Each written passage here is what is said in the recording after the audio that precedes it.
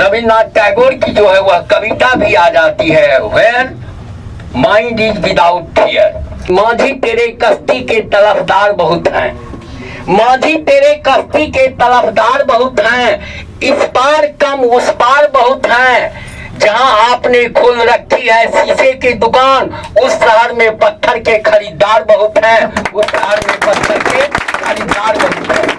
आपका आशीर्वाद बहुत है, आशीर्वाद से दीजिए। यशोधरा कुमारी चौहान के शब्द में मैं तो यही कहता हूँ कि धूप दीप नैवेद्य नहीं है, झांकी का श्रृंगार नहीं, हाय देव तुम्हें पहनाने को फूलों का भी हार नहीं, हाय देव तुम्हें पहनाने को फूलों का भी हार नहीं। फिर भी अभाव में भी हम लोगों का जज्बा इतना जो है तगड़ा है, इतना मजबूत है कि जो हम ठाने हैं वो करके दिखाएंगे, समाज को आगे बढ़ाएंगे। बस आपका सहयोग चाहिए। हम आपकी जो है प्रतिभा का जो है दाद देते हैं और देखते हैं जहां लोग नफरतों के बीच अपना जो है दुकान खोले हुए हैं, वहाँ प्यार का दुकान खोल के आप बैठे हुए हैं। और ये आपके संबंध में तो मेरे मन में एक ही भाव उठता है कि तपती हुई जमी है, जलधार बांटते हैं। नफरत के दौर में भी आप प्यार बांटते हैं। क्या बात है। तपती हुई जमी है, जलधार बांटते हैं। नफरत के दौर में भी आप प्यार बांटते हैं। इसके बारे में जीना बड़ा है मुश्किल, नफरत के दौर में जीना बड़ा है मुश्किल।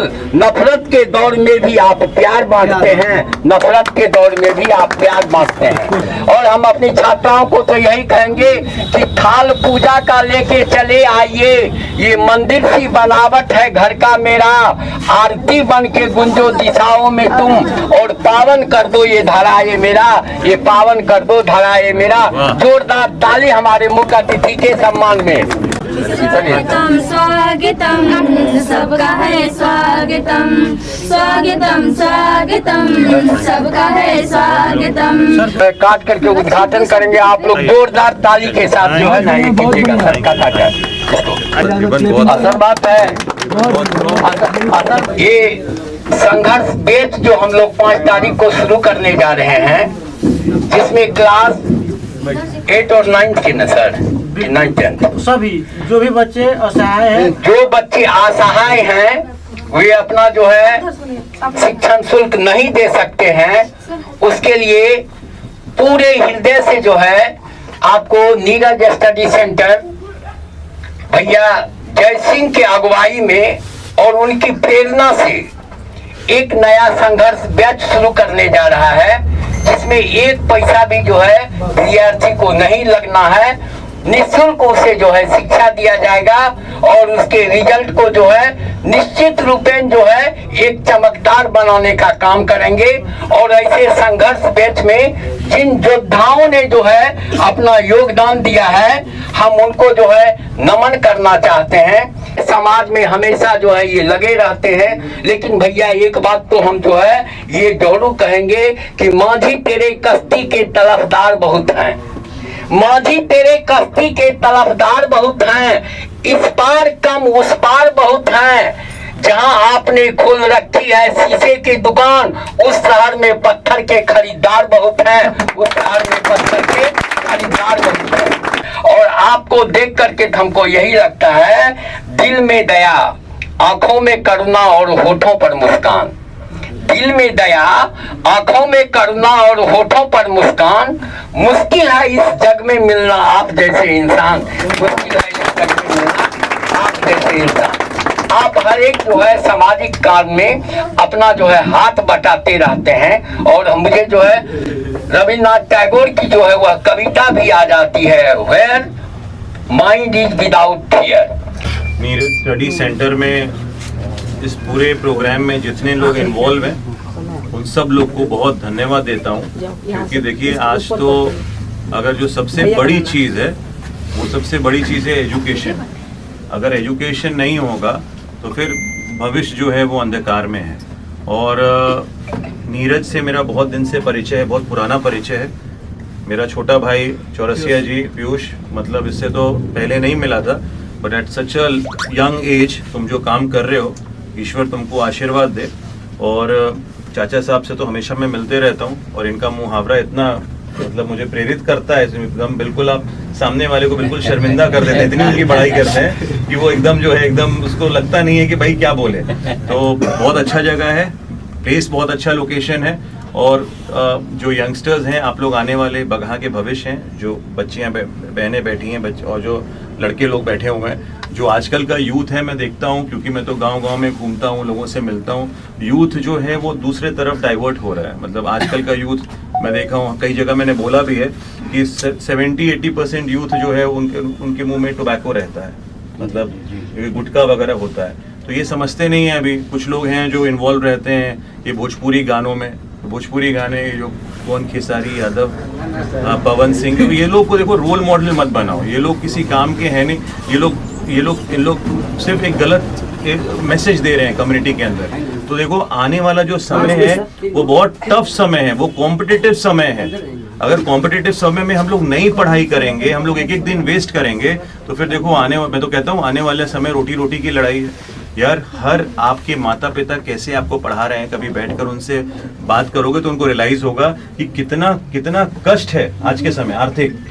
आप तो इसीलिए कह रहा हूँ कि बहुत बड़ी बात है कि बच्चों को फ्री एजुकेशन देना। हम लोग तो बचपन में बाहर भेज दिए गए।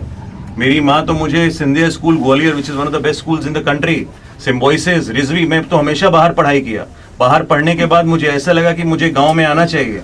जब मैं गांव में आया तो देखा भाई यहाँ तो बहुत कुछ बाकी है। तो जो मुझसे प्रयास होता है मैं करते रहता हूँ एजुकेशन के फील्ड में। लेट मी टेल यू कि अगर 10वीं 12वीं के बाद, ये जानता है 10वीं 12वीं के बाद जो भी बच्चे को, कई ऐसे दलित बच्चे हैं, जरूरतमंद बच्चे हैं जिनको बाहर पढ़ने की ख्वाहिश होती है, they want to go to Delhi, Bombay, Karnataka, तो उनके पास क्या पैसा नहीं होता, जरूरतमंद परिवार। तो ऐसे बच्चों को हम लोग लास्ट टाइम 35 बच्चे ऐसे, इनको हम लोगों ने साउथ इंडिया में भेजा, कर्नाटका में भेजा, दिल्ली में भेजा, चंडीगढ़ में भेजा। तो कौन सा जो भी 12th के बाद आपको कोर्स करना हो, एक्सेप्ट मेडिकल, ENTC करना हो, मैकेनिकल करना हो, होटल मैनेजमेंट करना हो, नर्सिंग करना हो, वो सारा कोर्स हम लोग मुफ्त में कराते हैं। और कई बच्चे ऐसे एनरोल्ड किए सर, जिसमें वो लोग के परिवार वालों के पास उस तरह का व्यवस्था नहीं था। 5 लाख 7 लाख रुपए उनकी क्या कहते हैं फीस थी, वो सारा फीस माफ करवाया गया। आज वो बच्चे वहां पे पढ़ रहे हैं। और एक प्रतिनिधि होने के नाते आई फील प्राउड कि चलो यार कहीं ना कहीं मैं मीडियम बनाऊं कि जिसके कारण उन बच्चों को भी आगे पढ़ने का मौका मिला है।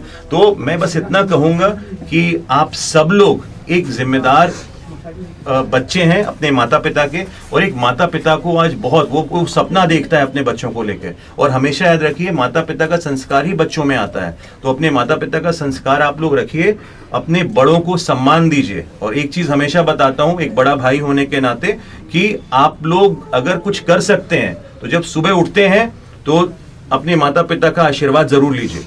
और अगर वो आशीर्वाद आप लोग लीजिएगा तो ईश्वर का आशीर्वाद आपको ऑटोमेटिकली मिल जाएगा और आपको आगे जाने से कोई रोकेगा नहीं।